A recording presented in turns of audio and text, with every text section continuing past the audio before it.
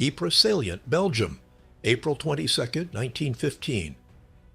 The wind carried a strange smell that evening, not of mud, cordite, or death, but something sharper, metallic, acrid.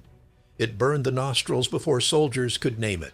French troops, mostly colonial units from Algeria, crouched in shallow trenches north of Ypres. They'd been holding this sector for weeks, their uniforms stiff with clay, their eyes hollowed by sleeplessness. The Western Front was supposed to be quiet here. Then came the hiss. From the German lines just 200 yards away, thousands of steel cylinders released a low, seething breath. At first it sounded like air escaping from a valve. Then it grew, a deep, sinister exhalation that rolled across no man's land like a living thing. Men lifted their heads. They saw it. A pale green fog rising from the enemy trenches, thick and low, hugging the ground. The evening sun caught it. It shimmered, sickly yellow-green, drifting toward them. Someone shouted, "Gas! Gas!" But few knew what that meant. They had no masks, no training. Some wrapped handkerchiefs around their mouths. Others simply stared, frozen by the sight. The wind shifted. At first it favored the Germans, but then, as if mocking their ingenuity, it turned, slowly, then suddenly. The green mist, heavy and deliberate, began to curl back. Across the churned fields, over the barbed wire, it rolled into the German front line. Panic tore through both sides. French soldiers stumbled out of their trenches, clutching at their throats, eyes streaming, coughing blood and foam. On the German side, the same horror began to unfold. The gas didn't discriminate. It seeped into dugouts, suffocating its creators. Horses collapsed, rifles dropped into mud. The sound of battle dissolved into choking and screams. Within minutes, a quarter of the French line lay dead or writhing on the ground. But even the survivors couldn't process what they had seen. They weren't fighting men anymore. They were witnesses to something new, something monstrous. Above it all, the evening wind kept moving, restless, unpredictable, indifferent. It was meant to end the stalemate. Instead, it introduced a new kind of terror, one the world had never seen before. Before the gas clouds rolled across Flanders, they existed only as theory, formulas on paper, notes in laboratory journals, and whispers in military councils. At the dawn of the 20th century, science was worshipped like a new religion. It powered industry, medicine, and war alike. Chemists, once men of the laboratory, were suddenly national assets. Among them stood Fritz Haber, a brilliant German scientist whose work had already changed the world. Just years earlier, Haber had discovered how to pull nitrogen from the air, a process that allowed Germany to produce fertilizers on an industrial scale, feeding millions. But when war broke out in 1914, that same discovery kept Germany's munitions, factories alive despite the Allied blockade. To the German High Command, Haber was more than a chemist. He was a weapon. Haber believed science could solve any problem, even the stalemate of trench warfare.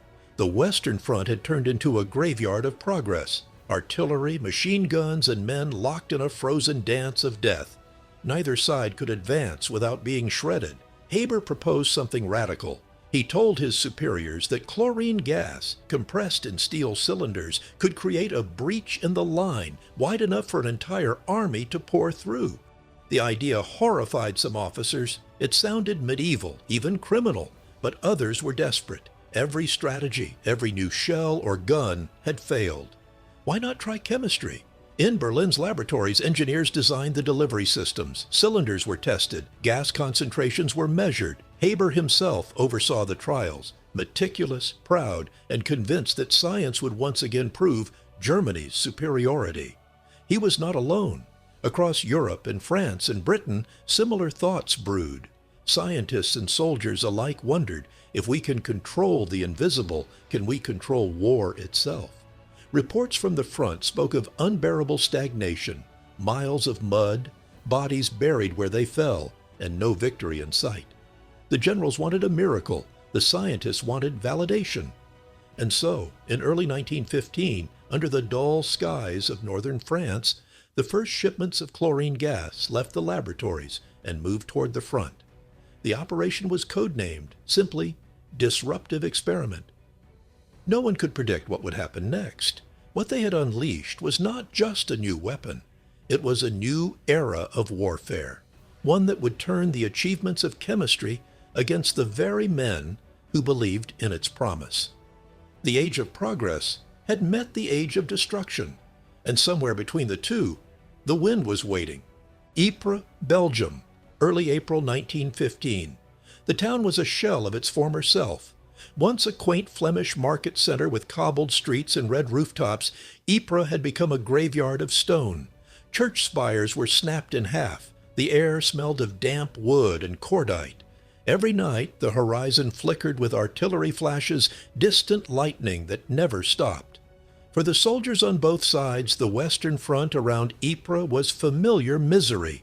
The trenches cut through sodden farmland, running in jagged lines that formed the infamous Ypres salient, a bulge in the Allied front surrounded on three sides by German positions. Every yard of mud was contested, every rise of ground watched by snipers. The French 45th and 87th Divisions, made up largely of colonial troops from Algeria and Morocco, held the northern sector. Their trenches were shallow, often collapsing under rain. Wooden duckboards floated in pools of brown water. The men joked that the rats were the true masters of the line. Between the daily shelling, soldiers found small comforts: letters from home, a cigarette, a moment to shave or clean a rifle. They had heard rumors of new German weapons, flamethrowers, mortars, even something called Stoff, materials. But rumors were constant in the trenches, and most learned not to believe them. On the German side, there was movement, subtle, deliberate. Engineers worked at night, dragging heavy steel cylinders into forward positions near Langmark and St. Julien. They buried them halfway into the earth, their nozzles pointing toward the French lines. Each cylinder weighed nearly 90 pounds and contained pure chlorine under pressure. To the Allied observers, it looked like the Germans were fortifying, maybe preparing for another artillery assault. Nothing unusual. Weather reports became oddly important. German officers began recording wind direction several times a day, noting the gentle west to east currents that swept across the front.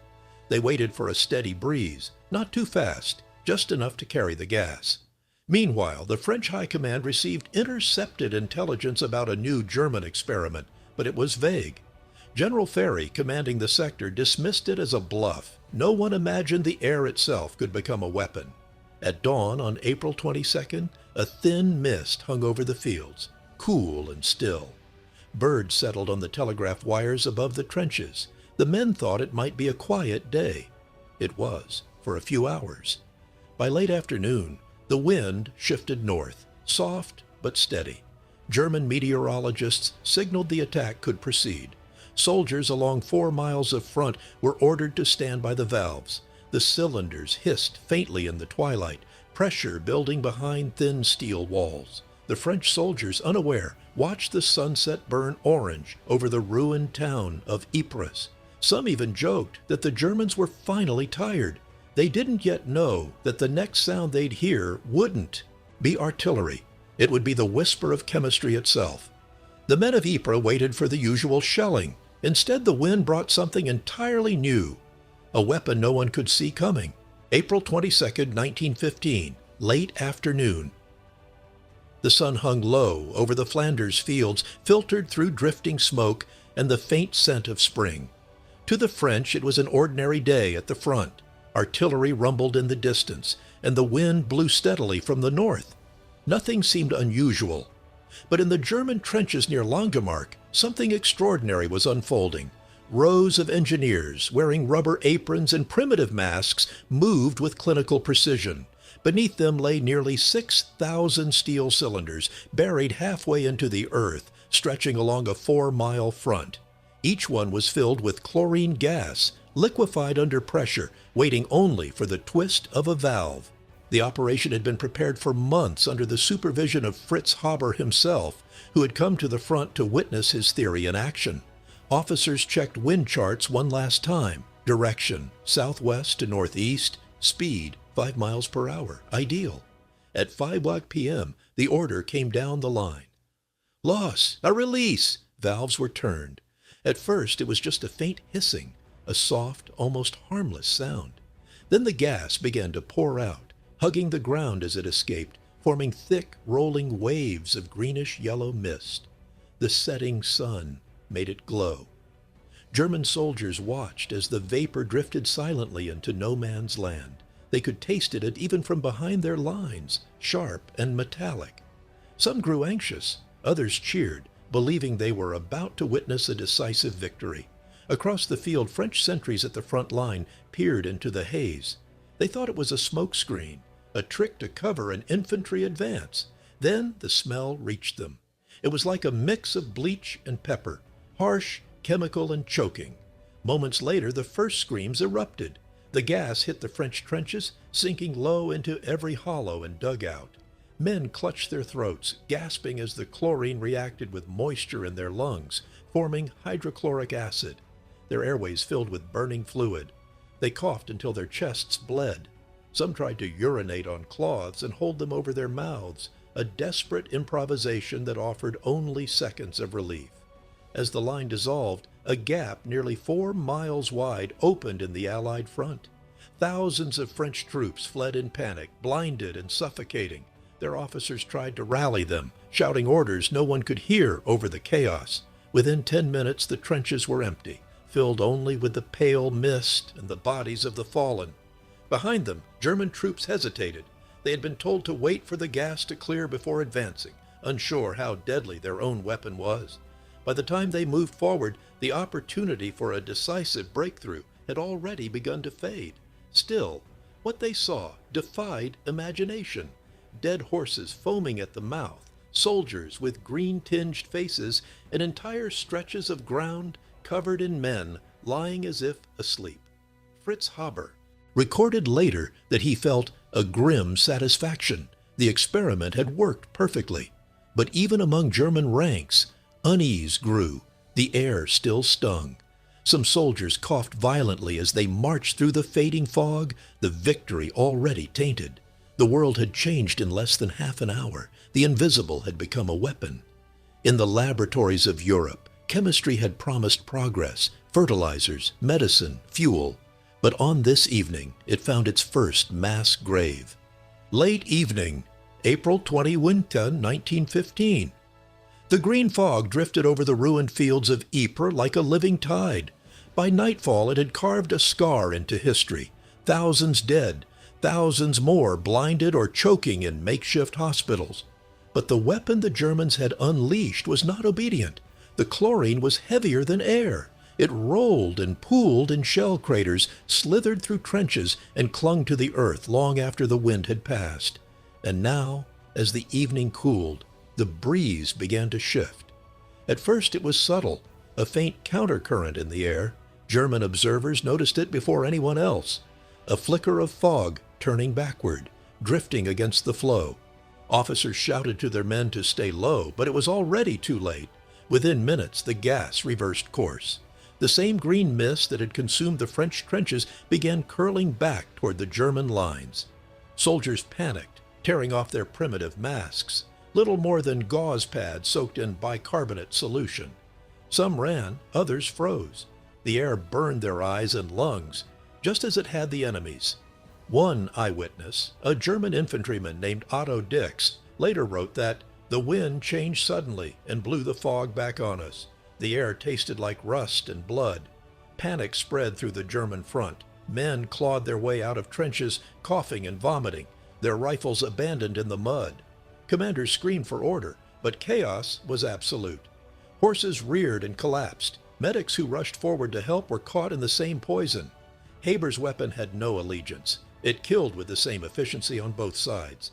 In some sectors, the gas seeped into dugouts and machine gun nests, suffocating men who had believed themselves safe underground.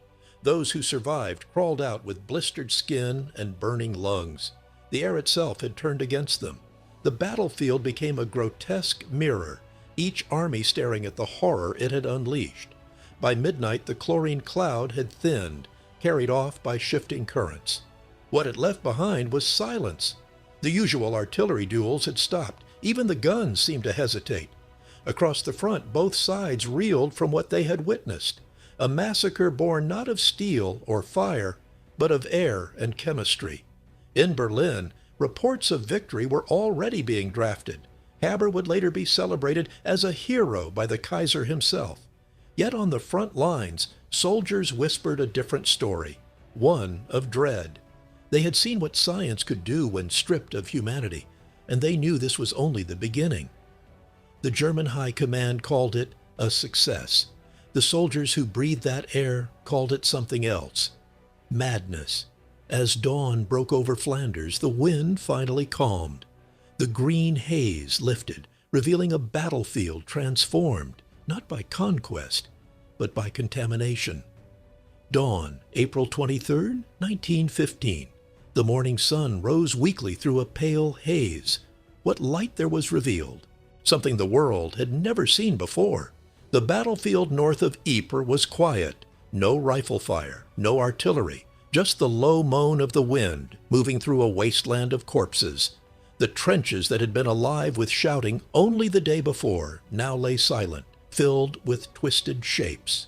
Some soldiers appeared untouched, as if asleep. Others lay with their hands at their throats, their faces dark green and eyes open wide. Chlorine left no clean wounds. It scarred invisibly inside the body, lungs filled with acid, throat swelled shut. The dead looked peaceful from a distance, but up close they bore the unmistakable signs of suffocation. Blistered skin, blood-stained lips, foam crusted at the corners of the mouth. Field medics arrived wearing damp rags over their faces. It offered little protection. They stumbled between bodies, searching for anyone still breathing. Some men coughed faintly, their lungs torn raw. Others begged for water they couldn't swallow. A few clawed at the earth in reflex, even as they died. An Algerian infantryman, still alive hours after exposure, reportedly whispered, "The air burns inside." Then nothing. In the rear areas, French and Belgian hospitals overflowed. Doctors had no experience treating chemical burns to the lungs. They tried everything, oxygen, milk, even oil, but most victims died within a day. The chlorine had done its work too efficiently. The smell lingered everywhere, bleach, mud, and decay. Horses lay in heaps beside shattered wagons. Birds avoided the area for days. Even the grass seemed to fade to gray where the gas had passed. German troops advancing cautiously after the attack were shaken by what they found. Many had expected an easy victory, a rout of the enemy. Instead, they marched through scenes that would haunt them for life. Some removed their helmets in silence.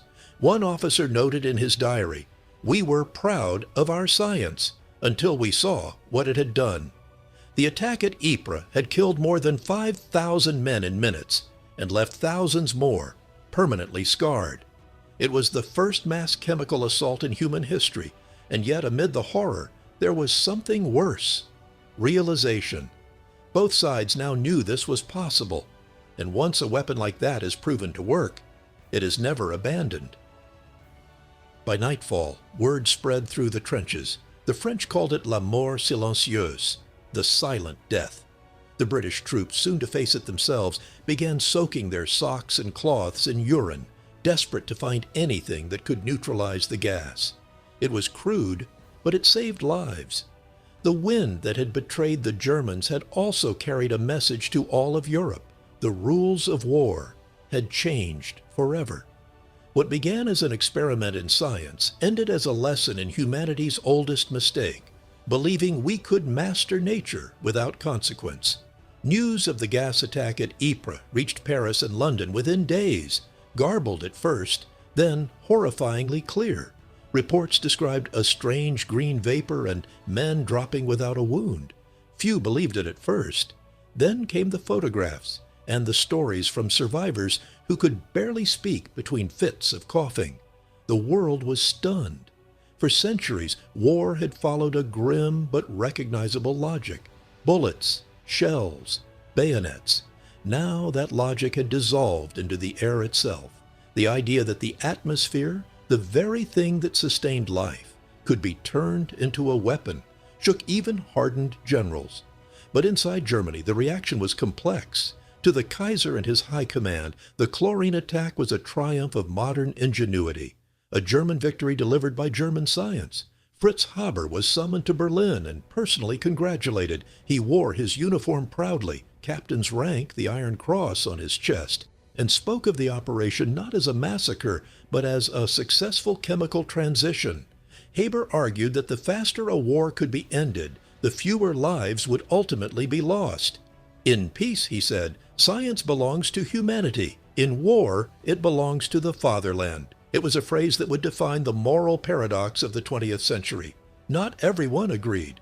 His wife, Clara Immerwahr, herself a chemist, publicly condemned the attack, calling it a perversion of science. She believed her husband had betrayed everything chemistry was meant to stand for, understanding nature, not weaponizing it. Within weeks of the Ypres attack, Clara took her own life, reportedly with Haber's service pistol. He attended her funeral, then left the next day to oversee another gas offensive on the Eastern Front.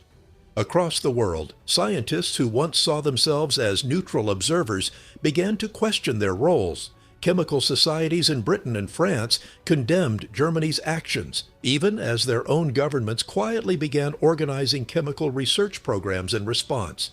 The outrage was moral. The preparation was practical. Newspapers called it the crime at Ypres.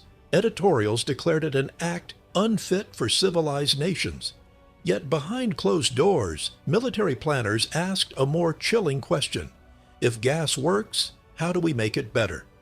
This was the cruel equation that began to shape modern warfare, morality competing with necessity, ethics dissolving in the fumes of strategy. Haber himself became a symbol of the divide. To many, he was a genius. To others, a murderer in a lab coat. The same man who had discovered how to feed the world had also discovered how to poison it. As the months passed, all sides began to develop their own gas units. Scientists, once rivals in academia, were now enemies in arms. Chemistry, once the science of life, had been drafted into the service of death. The line between innovation and atrocity had vanished, and for the first time, humanity realized that its greatest achievements could just as easily destroy as create. By the summer of 1915, the Western Front had become more than a battlefield. It was now a testing ground for human ingenuity at its most desperate.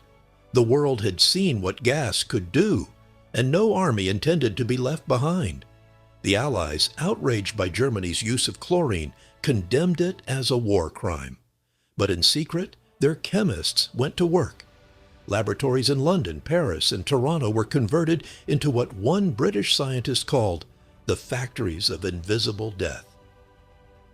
The Chemical Warfare Service of Britain began testing gas mixtures in controlled chambers, using animals to measure dosage and spread. The same questions were asked on all sides. How far can it travel? How long will it linger? How many can it kill? At the front, the soldiers adapted in the only way they could, through improvisation. The first gas masks were little more than cotton pads soaked in urine or bicarbonate, tied over the nose and mouth. The idea came from the trenches themselves, not from any headquarters. It worked, barely. By late 1915, proper respirators with charcoal filters began arriving, clumsy, suffocating, and terrifying to wear, but they gave soldiers a fighting chance. Yet every defense only inspired a deadlier offense. In September 1915, the British launched their first gas attack at Loos, using chlorine of their own. The wind shifted and once again the gas blew back, killing hundreds of British troops. It was Ypres in reverse, proof that nature remained the only true neutral power in this war of invention. Soon, the race accelerated. Germany introduced phosgene, a gas far more lethal than chlorine but harder to detect, invisible, almost scentless, and capable of killing with just a few breaths. The Allies responded in kind. Within a year, chemical shells replaced cylinders, allowing gas to be fired by artillery rather than released to the mercy of the wind. Each improvement in technology stripped away another layer of morality. Gas became routine, another weapon in the arsenal, cataloged, measured, and scheduled. Soldiers received manuals on its use and drills for defense. They learned to listen for the warning cry. gas, gas, and to fit masks in under 6 seconds. Survival had become mechanical, but gas warfare carried a psychological weight beyond its physical terror. It turned the air into an enemy. Even when no gas was present, men imagined it. Phantom smells of chlorine or phosgene triggering panic. Entire regiments suffered breakdowns at the faintest whiff of bleach or smoke. By 1917, both sides had moved on to something worse: mustard gas. It didn't kill quickly. It blinded, blistered, and burned. It lingered in soil, clinging to uniforms and weapons. It was not meant to break lines, but to break spirits. What began as a scientific experiment had evolved into a weapon that no longer cared for wind or direction. Death could now be packaged, stored, and delivered anywhere. Each new formula promised victory, but none brought peace. The chemists had won their war against nature and lost their war for humanity. The Western Front was no longer just mud and blood. It was a laboratory of despair, one where progress meant suffering and survival meant adaptation. Armistice, November 1918. The guns fell silent. Across the scarred plains of Europe, men emerged from trenches like ghosts, pale, hollow, and blinking into a peace they could hardly believe was real. But for those who had lived through gas warfare, peace didn't come with silence. It came with coughing. Even years after the war, veterans of Ypres and Loos woke in the night gasping for air, their lungs scarred by the acid that had once filled them. Many were left blind, their eyes burned beyond repair. Others carried no visible wounds at all, only the slow suffocation of damaged lungs. They became known as the gas men. But for the nations that had unleashed the weapon, remembrance was complicated. Germany, defeated and humiliated, tried to bury the memory beneath the ruins of its empire. Official accounts describe the gas attacks as military necessity. Fritz Haber survived the war, his reputation fractured but intact. To some, he remained a national hero. To others, he was the embodiment of scientific hubris. In Britain and France, the narrative shifted toward defense. Propaganda emphasized heroism, not horror. Posters celebrated the invention of gas masks, not the suffering that made them necessary. The Allies had condemned Germany's first use of poison gas, and yet, by the end, they had used it just as widely, remembering that contradiction was inconvenient. So the story of gas warfare faded into silence. In official histories, battles like Ypres and Passchendaele were remembered for mud, valor, and loss, not for the green fog that had turned soldiers into experiments. Textbooks mentioned it briefly, a grim footnote to technological advancement. The victims were rarely shown, rarely named, and yet for those who had seen it, it never left. In 1921, at a veterans' hospital in Lyon, a French soldier named Henri Laporte was recorded saying, "They told us we were fighting for civilization, but when the gas came, there was no civilization. Only breathing and dying." Even scientists struggled to reconcile what they had done. Haber continued his research into chemical fertilizers, insisting that his legacy would feed more people than gas had killed. But history would never quite agree. His discoveries gave birth not only to agriculture's green revolution, but also to the next generation of chemical weapons. By the 1930s, international outrage finally forced the world to act. The Geneva Protocol of 1925 banned the use of chemical and biological weapons in war, but the ban was fragile. Nations signed it publicly, yet continued their research in secret, laboratories humming in the quiet shadows of peace. The memory of Ypres lingered like chlorine in the air, colorless, heavy, waiting. Humanity promised never to use gas again, but promises are only as strong as memory, and memory fades. Ypres, present day. The fields are quiet now. Wild poppies grow where the trenches once crawled across the earth. Beneath the soil, shrapnel still surfaces after every rain. Twisted metal, rusted helmets, and sometimes sealed canisters of gas that never released their contents. More than a century later, the ground still breathes reminders of that day when the wind turned green. Tourists walk through the preserved trenches at Sanctuary Wood or the cemeteries at Langemarck, reading names etched in stone. Few realize that the air itself was once a weapon here. that soldiers once died not from what they saw, but from what they inhaled. The memory of Ypres is not just about the men who fought. It's about what humanity dared to unleash. The chlorine clouds of 1915 marked a turning point, the moment when progress stopped being a promise and became a question. Could human intellect, unchecked by conscience, destroy faster than it could create? Fritz Haber never answered that question. He died in 1934, disgraced and exiled, having witnessed his research twisted again, first into mustard gas, then into the chemical precursors of the Zyklon compounds used decades later in the Holocaust. The man who once fed the world also helped invent its tools of extermination. The irony was complete and unbearable. But history's echoes do not end there.